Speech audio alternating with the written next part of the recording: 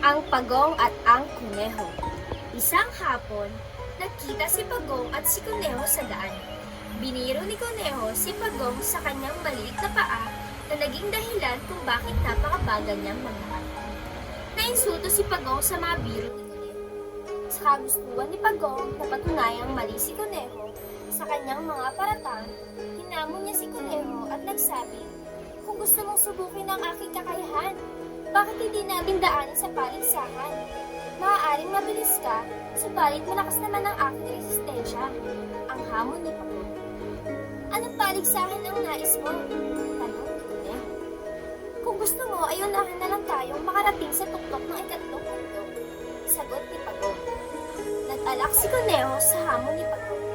Tiwala sa sariling mag-aapi niya si Pagong sa paligsahan. Bawat isa sa kanila ay nangumbida ng kanilang mga kaibigan upang saksihan ang kagilis-gilisan sa paligsahan.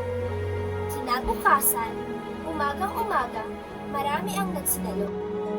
Dumating ang baboy, minsan na rin nakalapit.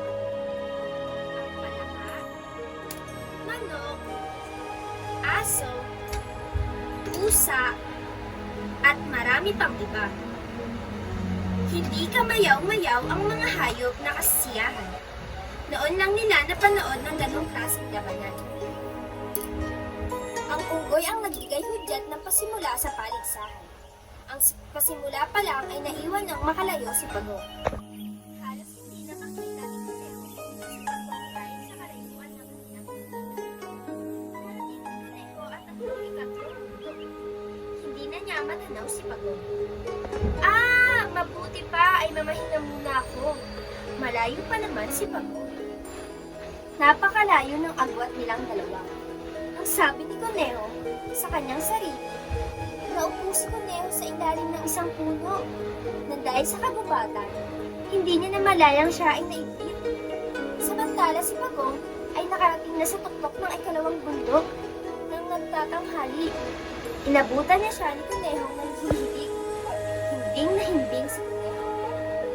Dala marahil ng kanyang kagubatan.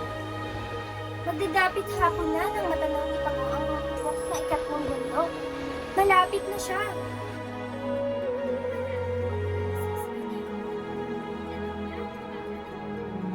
Naakalang nandun pa rin si Pagong, subalit wala pa rin.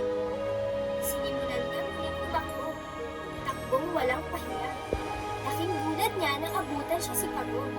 Sa ituktok na ikatlong bundok na namamahina, yawan ang lahat ng hayop. Lahat sila ay bumati kay Pagong.